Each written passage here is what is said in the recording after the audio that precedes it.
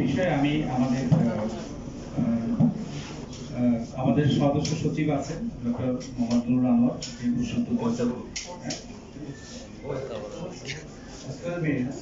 আমি আপনার দৃষ্টি আকর্ষণ করছি।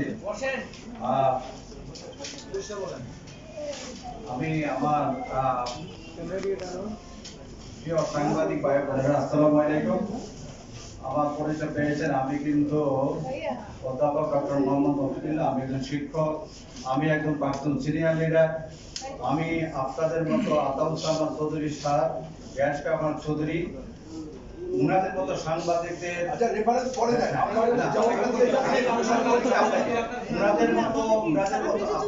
উনাদের মতো মানুষের আশীর্বাদ পেয়ে নার্সরা কিন্তু অনেকভাবে কিন্তু এগিয়ে গেছে। আমি কথাটা সেটা বলছি।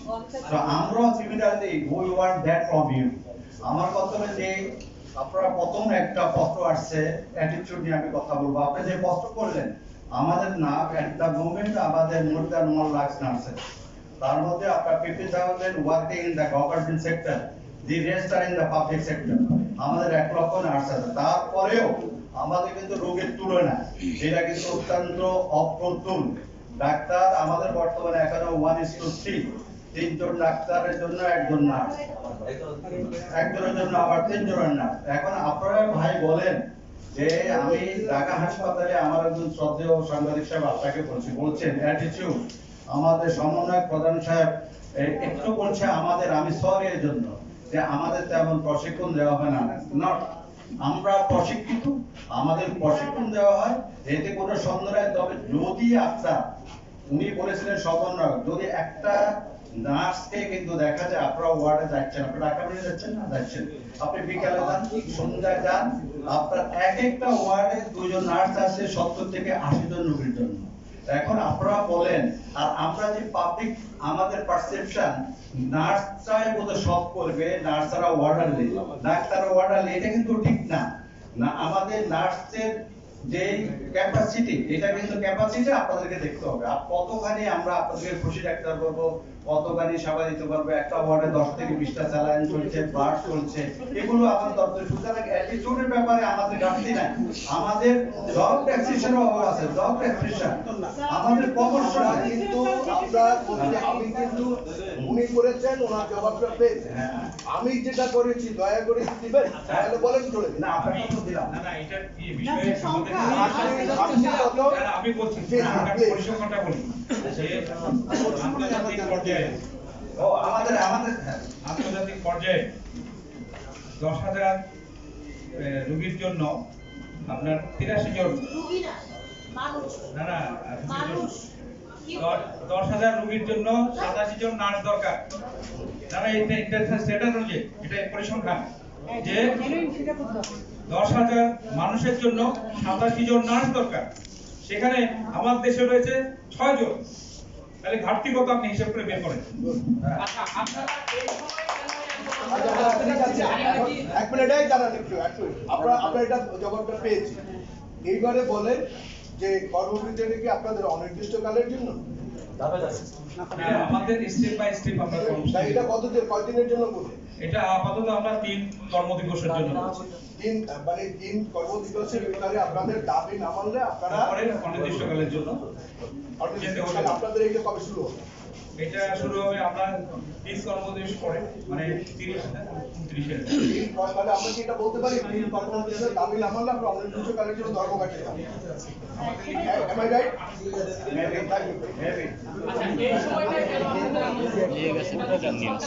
আচ্ছা, আমি একটু শেষ করছি। আমি হচ্ছে সাইফুল ইসলাম, ডিজিটালতে কাজ করি।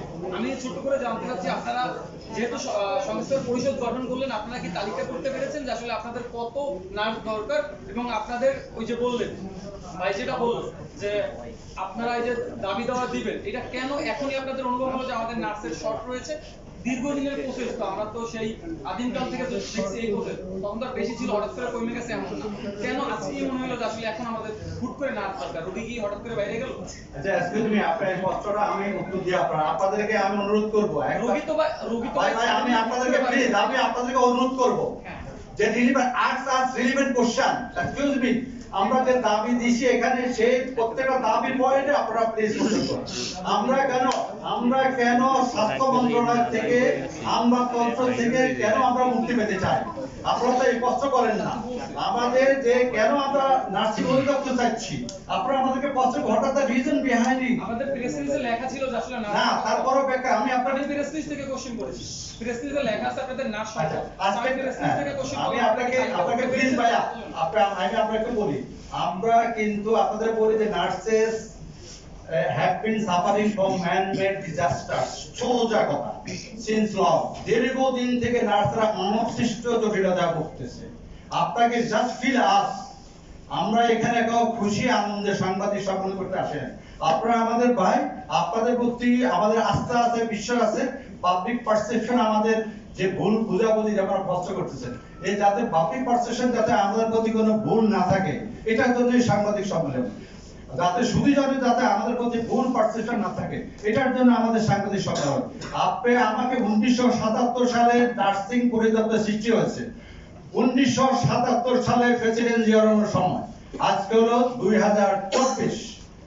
সেইখানে পরিদপ্তর হওয়ার পর থেকে দীর্ঘ 2015 সাল পর্যন্ত আমরা কিন্তু নার্সিং পরিচালকের পদে নার্সরাই পরিচালনা করতেছি। নার্সিং পরিচালনা পদে আমাদের নার্সরাই কিন্তু আমরা পরিচালক ছিলাম। কাউন্সিল তাই 2016 সালে আমাদের চাওয়ার প্রেক্ষিতে, দাবির প্রেক্ষিতে 2011-তে আমাদের নার্সিং পরিদপ্তরকে নার্সিং ও মিডওয়াইফারি অধিদপ্তরে উন্নীত করা হয়েছে। রাইট? সেই এটা কার জন্য করা হয়েছে? ফর নার্সের জন্য কিন্তু অধিদপ্তর করা হয়েছে। কোন নার্স সেখানে নিয়োগ বিধি যে বিদ্যমান যে নিয়োগ বিধিতে লেখা আছে, পরিষ্কার ক্রাইটেরিয়া আছে, নার্সিং এ বিএসসি হতে হবে, নার্সিং এ মাস্টার্স হতে হবে, নার্সিং এ পিএইচডি ম্যান্ডেটরি না, তাহলে এইভাবে এন্ট্রি পোস্ট থেকে ডিজি পর্যন্ত নার্স হবে। এখন প্রশ্ন করেন নন নার্স কেন? কেন আমাদেরকে easy British period? I ask you, এটা কি ব্রিটিশ পিরিয়ড? যদি বৈষম্য যদি দূর হয়ে থাকে, দীর্ঘ এতটা বছর বৈষম্য নার্সদের বেলা কেন দূর হবে না? আমাদের কষ্ট আমাদেরকে ফিল করেন আপনারা। আপনারা যাই দেখেন ডিজি অফিসে একজন নার্স, আমাদের পাওয়ার কিন্তু সেন্ট্রালাইজ আমাদের কিন্তু বিভাগীয় কোনো অফিস নাই। প্রত্যেক নার্সকে they are private programme Dhaka city for their promotion, for their transfer, for their leave. যখন তারা ঢাকা আসে, আমাদের একটা হেড অফিস আছে, তারা দিনের পর দিন তারা হোটেলে থাকতে হয়, আত্মীয় বাসা থাকতে হয়, কিন্তু ঘুষ দুর্নীতি অনিয়মের জন্য কিন্তু আমাদের ছেলে মেয়েরা এগুলা সহজে ওরা করতে পারে না।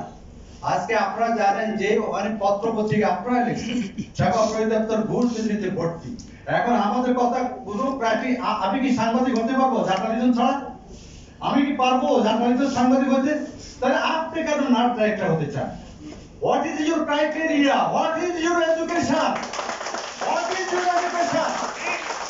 আপনারা আমলাতন্ত্র, আপনাদের এসকেপ গ্রেড হলো আপনাদের একজন অতিরিক্ত সচিবের গ্রেড 2, আর আমার নার্সের গ্রেড হলো ডিজি গ্রেড 3।